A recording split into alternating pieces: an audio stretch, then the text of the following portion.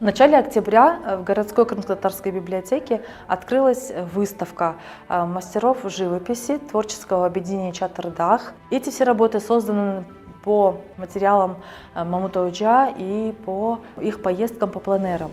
Это разные уголки Крыма. Здесь представлены работы из Коктебеля, с сел Бахчисарайского района. Представлена одна из работ, старинных работ Мамут-Оджа 2003 года. Название этой работы «Ветерок, легкий ветерок». Раньше мы эту работу не видели, я ее не встречала ни в одном каталоге.